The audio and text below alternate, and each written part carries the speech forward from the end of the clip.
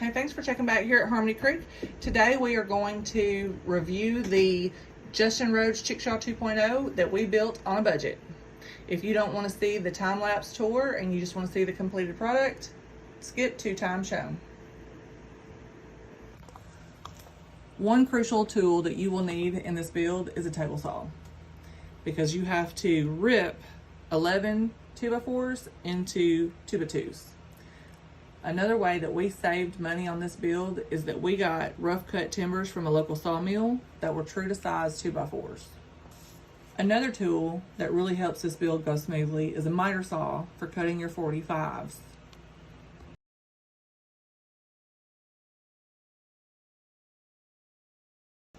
We did follow the instructions and pre-cut all of the lumber to make the assembly more streamlined.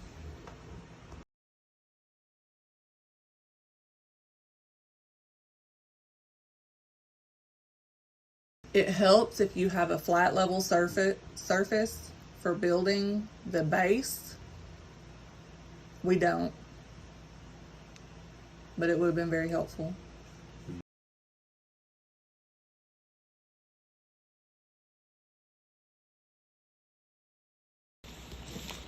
The plans call for a 1 inch by 1 inch for the floor of this coop. It allows the manure to fall through, and so that way we don't have to do as much upkeep and cleaning. We did not get a different size. We went with the 1 inch by 1 inch. I really like how the plan calls for the hardware cloth to be secured between the roost and the frame of the build. It just gives an added measure of security. Having an air-powered stapler came in very handy, but a regular stapler will work just fine. Don't use the office stapler. Office stapler won't work.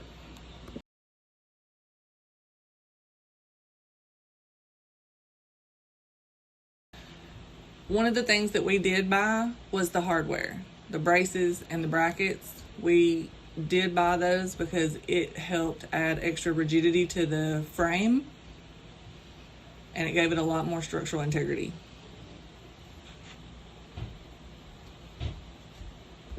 Because we have rough cut timbers from the sawmill and they're actual 2x4 in size, we had to dry fit the nesting boxes to make sure that they would fit, not necessarily per our plan instructions, but for our size.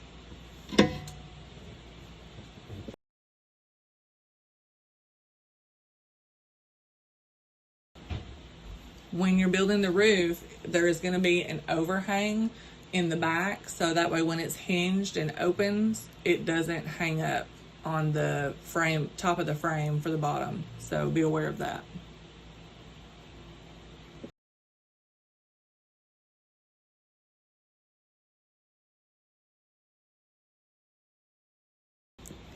Most of this build can be done with one person, but hanging the door was a little bit tricky without having an extra set of hands.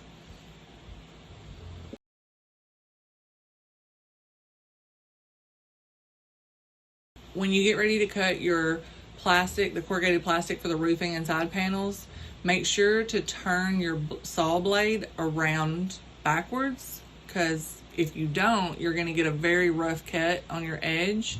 If you do turn it around, it'll be really, really smooth.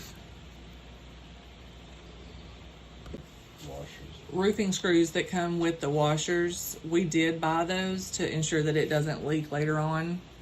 And make sure that you screw them down in the trough, not on the heel, to keep it from cracking, because it is plastic, not metal. Once your door is mounted and hung, you can attach the barrel locks to make sure that they slide easily and that they're aligned properly.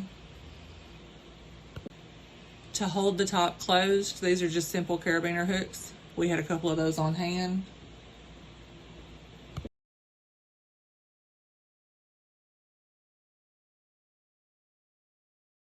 Pardon me in my pajamas, I just got back from a camping trip and needed a shower.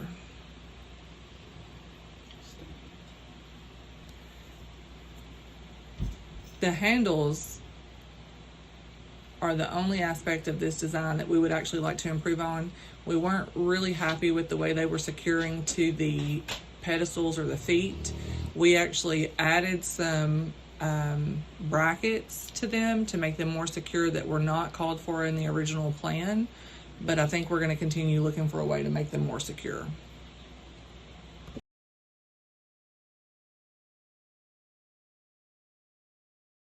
Wheels are very important on this build because they are no flat wheels, and when we looked them up, they were $100 a piece from Northern Tool, but we did not want to pay $100 a piece per tire, so we used wheelchair wheels, but the bearings were the wrong size, so we bought new bearings for $8, replaced those, and then used 3/4 inch all thread rod.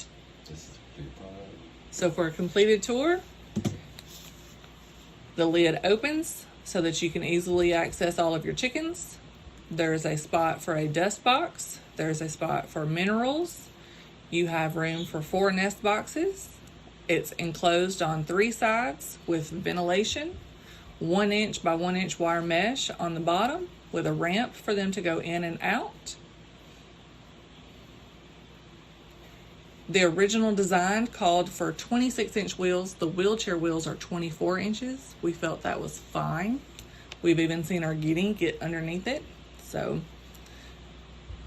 we felt the savings was worth it. We saw in some of Justin Rhodes' videos that his chickens were actually roosting on the nesting box block board that blocks them from getting in there at night. We opted not to build that because we're going to turn our boxes around at night. The original plans called for a side-to-side kickstand, but if you forgot and left it down, we felt we would forget and pull it and it would break. So we opted for one that will tilt if we do forget, and then we just hold it up with a bungee. Okay, well that's it. I hope you guys enjoyed our budget build. Here's a recap of where we saved some money. Our wheels were free, but we did have to buy some $8 bearings. The lumber was deeply discounted because it was rough cut from a lumber yard. We already had some hardware cloth on hand, and we already had some milk crates on hand. We used nuts and bolts and screws that we already had, and we repurposed some fence conduit and some other little bits and bobs that we already had for the dustbin and mineral totes.